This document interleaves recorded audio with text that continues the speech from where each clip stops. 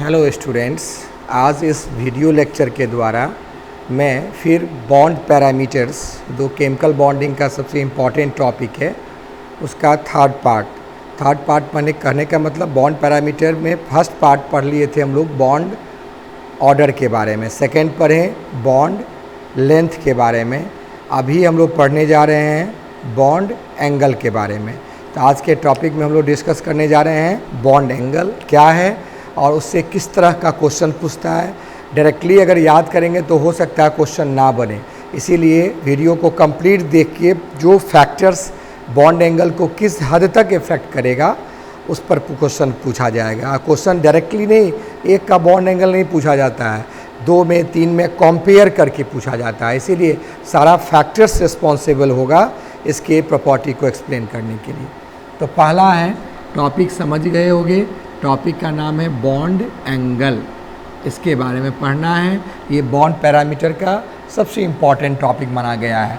तो क्या होता है बॉन्ड एंगल? देखो, 2 केमिकल बॉन्ड को आपस में क्या करो, ऐड करो। देखो अभी एंगल नहीं जनरेट कर रहा, लेकिन अगर ये बॉन्ड एक दूसरे से ऐड होगा तो एंगल जनरेट किया। एंगल जनरेट किया तो कुछ ना कुछ स्पेस ऑक्यूपाइड हुआ ना।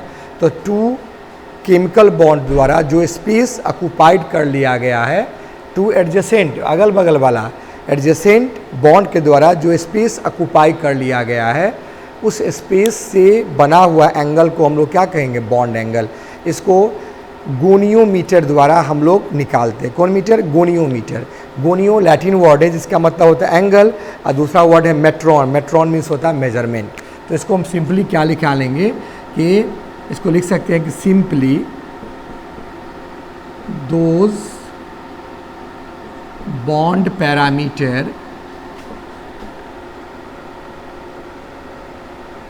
expressed how much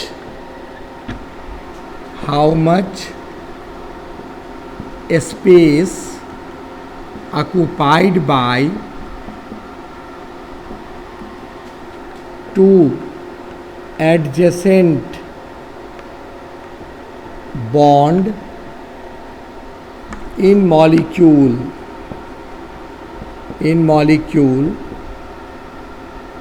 that occupied space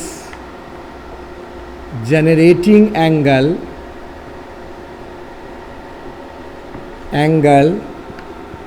is known as bond angle। क्या कहेंगे इसका नाम? Bond angle. ओके, तो हम लोग बॉन्ड एंगल किसे कहें समझ गए। इसको लिख सकते हैं, it is measured by goniometer. Underline करना है, गोनियोमीटर। गोनियो मीन्स समझ गए होंगे, गोनियो जो होता है उसका मतलब होता है एंगल, लैटिन वर्ड है, और दूसरा वर्ड है मेट्रॉन। मेट्रॉन मीन्स होता है मेजरमेंट, यानी क्या हो गया? एंगल का क्या? मेजरमेंट। इसके बारे में हम लोग बॉन्ड एंगल के बारे में डिस्कस करना है। अब बॉन्ड एंगल एक्चुअली डिपेंड्स करता है हाइब्रिडाइजेशन पर, और हाइब्रिडाइजेशन से जो बॉन्ड एंगल हमको आता है वेस्पर थ्योरी के द्वारा, उसको आइडियल बॉन्ड एंगल कहते हैं। लेकिन उसमें डिफरेंट फैक्टर्स है जो बॉन्ड एंगल को कभी रिड्यूस कर देता है और कभी एक्सपेंड कर देता है। तो उस फैक्टर्स के बारे में हमको जानना है। तो उसमें कौन कौन सा फैक्टर्स होता है? तो नॉर्मली लिख लोगे, normally bond angle based on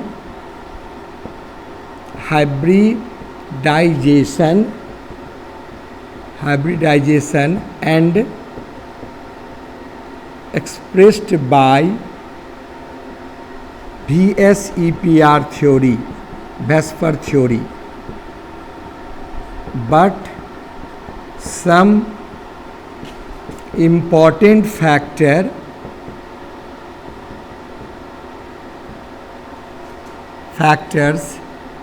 affect that angle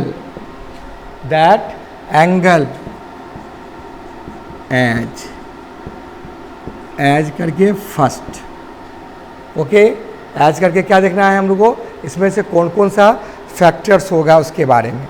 तो फर्स्ट एंगल हो गया हाइब्रिडाइजेशन, फर्स्ट फैक्टर है हाइब्रिडाइजेशन।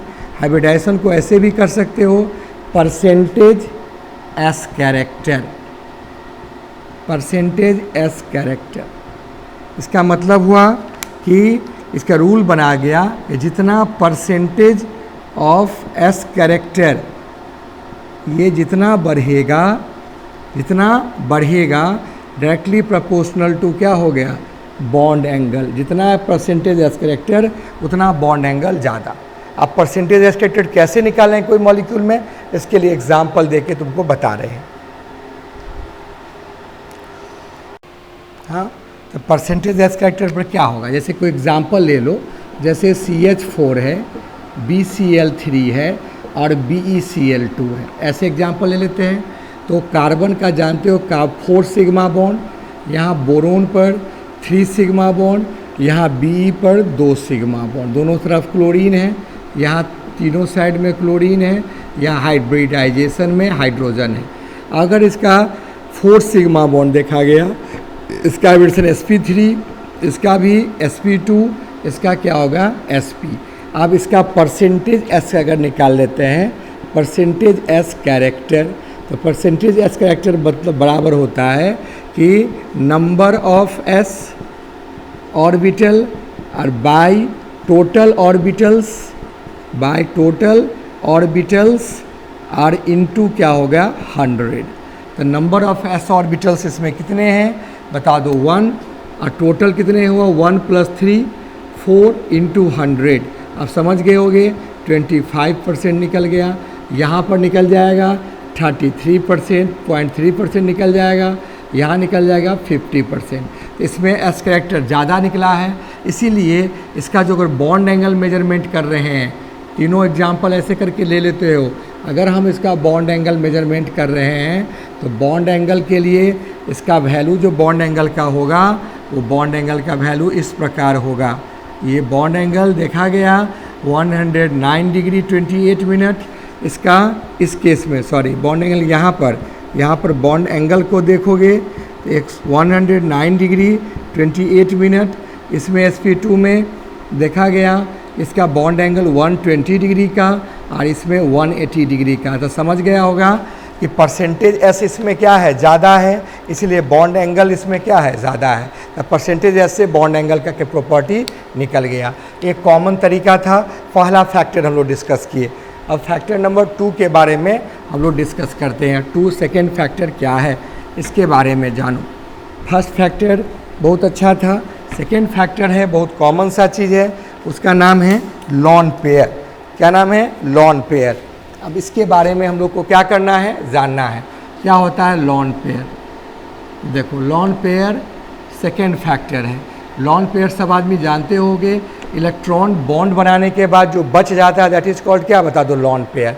तो बॉन्ड इलेक्ट्रॉन कितना बना रहा है, जैसे कोई भी मॉलिक्यूल में देख लेते हैं कि जैसे अभी CH4 पढ़े हैं, NH3 पढ़े हैं, है ना, H2O पढ़े हैं। तो देखो CH4 में यहाँ पर कोई बताओ लॉन पेयर नहीं, क्यों?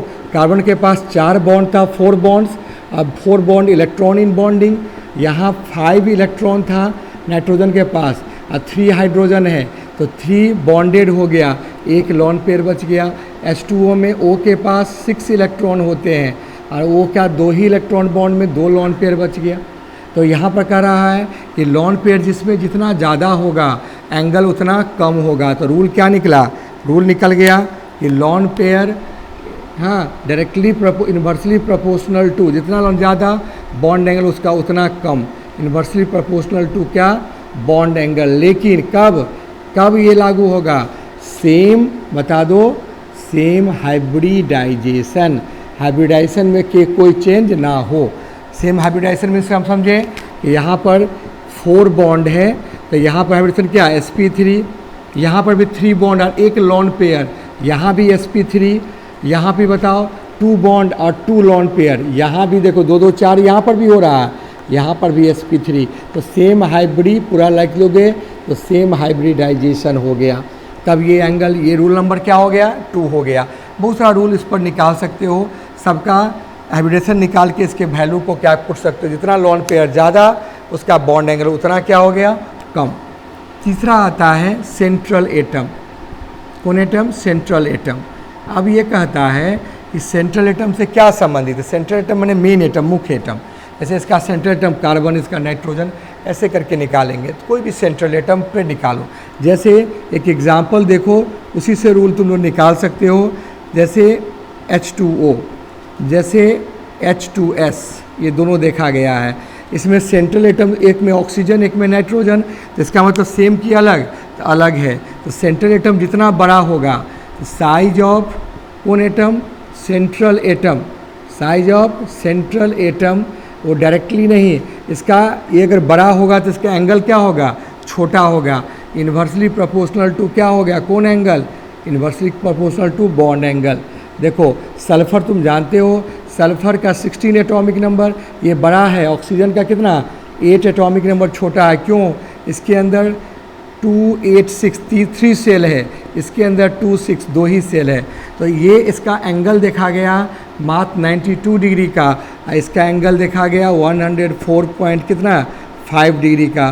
तो एंगल जब ये इसका क्या हो गया, सेंटर इसका साइज बड़ा हुआ तो इसका बड़ा होने से एंगल क्या घट गया। तो देखो इन्वर्सली प्रोपोर्शनल, ये एक रूल बन के तैयार हो गया, ये बेसिक रूल हो गया। तो ये हो गया सेंट्रल एटम पर। लेकिन सेंट्रल एटम में फिर वही कंडीशन रखना है, इसमें भी हाइब्रिडाइजेशन क्या होना चाहिए, सेम। तो यहाँ पर क्या सेम कौन चीज़ हो, सेम बता दो, हाइब्रिडाइजेशन, सेम हाइब्रिडाइजेशन पर ये बेस्ट होगा। अब हम लोग रूल नंबर किस पर चले, 4 पर। हाँ, अब चले 4th में, क्या हो गया, size of side atom. Side atom के साइज पर डिपेंड करेगा, गौर करना। साइड एटम के साइज पर कॉमन क्वेश्चंस है, इस पर निकाल सकते हो। जैसे कोई भी साइड एटम ले लो, जैसे सपोज करो एक एग्जांपल लो, O पर बताओ Cl है और O पर क्या बताओ F। देखो ये सेंट्रल एटम दोनों का सेम, दोनों पर सेम लॉन पेयर, यानी हाइब्रिडेशन भी सेम हो गया। लेकिन इस साइज इसका क्या अलग अलग है, इसका साइज बताओ। क्लोरीन है, ये लार्ज साइज का है, क्यों, एटॉमिक नंबर 17, और ये कौन साइज का है, स्मॉल साइज का है। तो साइज ऑफ किसका बताओ, सेंट्रल एटम, इस पे भी हमको डिपेंड करेगा। साइज ऑफ सेंट्रल है, साइज ऑफ साइड एटम्स पर। तो साइज, जितना साइड एटम का साइज क्या हो गया बताओ, ज़्यादा होगा, बड़ा होगा। जैसे हम लोग सेंट्रल एटम का साइज बड़ा था तो बॉन्ड एंगल छोटा हो गया था, और साइड एटम का साइज अगर बड़ा होगा तो इसका बॉन्ड एंगल भी क्या होगा बताओ, बड़ा हो जाएगा। यानी देखा गया कि ये एंगल 111 डिग्री के आसपास, और जबकि ये एंगल 109 डिग्री, क्योंकि इसका साइज बड़ा तो एंगल बड़ा। तो यहाँ पर लिख लोगे, यहाँ पर क्या हो गया बताओ ना, साइज ऑफ कौन है, कौन एटम, साइड एटम, वो डायरेक्टली प्रोपोर्शनल टू कौन एंगल बता दो, कौन एंगल, बॉन्ड एंगल। लेकिन कंडीशन वही, कंडीशन अप्लाई, क्या कंडीशन अप्लाई, सेम क्या चीज़ होना चाहिए, सेम हाइब्रिडाइजेशन। देख रहे हो ना, सबसे इम्पॉर्टेंट फैक्टर क्या आ रहा है बताओ, हाइब्रिडाइजेशन आ रहा है। सब में हाइब्रिडेशन का वैल्यू क्या आ रहा है बताओ, सेम आ रहा है। इसके हिसाब से किसी मॉलिक्यूल का निकाल सकते हो साइज ऑफ, तो क्या साइड एटम पर निकाल सकते हो। फिर अगर हम लोग ऐसे करके भी निकाल सकते हैं 5th में कि साइड एटम के साइज पर भी निकाल लिए, साइड एटम की EN वैल्यू पर भी निकाल सकते हैं। कौन वैल्यू पर, EN वैल्यू। तो EN ऐसे लिख सकते हैं, EN वैल्यू ऑफ किसका, साइड एटम। तो यहाँ पर लार्ज साइज था, यहाँ स्मॉल साइज था, दिमाग में चला गया होगा। लार्ज स्मॉल में लार्जर का बॉन्ड एंगल भी लार्ज और स्मॉलर का बॉन्ड एंगल भी क्या बता दो, स्मॉल हो जाएगा। फिर सिमिलरली एक एग्जांपल और इस पर आता है, जिसमें बच्चे को कुछ कन्फ्यूजन हो जाता है। H2O है और OCl है, यहाँ पर भी गौर करो। यहाँ पर इसका साइज़ क्या हो गया, स्मॉल, और इसका साइज़ क्या हो गया, इसका साइज़ इसीलिए लार्ज। तो लार्ज होगा तो बॉन्ड एंगल इसका ज़्यादा कि कम, तो ज़्यादा ही होना चाहिए। इसका एंगल कितना 104.5 डिग्री, इसका एंगल ज़रूर उससे ज़्यादा होगा, सचमुच ज़्यादा था, अभी देखवे किए हैं 111 डिग्री का हो गया।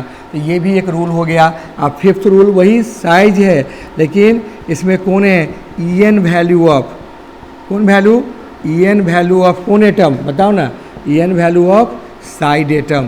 तो EN value of side atoms क्या होगा, बताओ डायरेक्टली कि inversely. EN value of side atom पर गौर करना। EN value of side atom पर इन्वर्सली प्रोपोर्शनल टू कौन angle? Inversely proportional to bond angle. ये भी देखना, अगर EN वैल्यू का चर्चा दे क्वेश्चन में तो इस पर हम लोग निकालेंगे। जैसे कोई चीज़ का अगर EN वैल्यू पर हम लोग गौर करते हैं, सपोज करो कि अभी अभी देखे हैं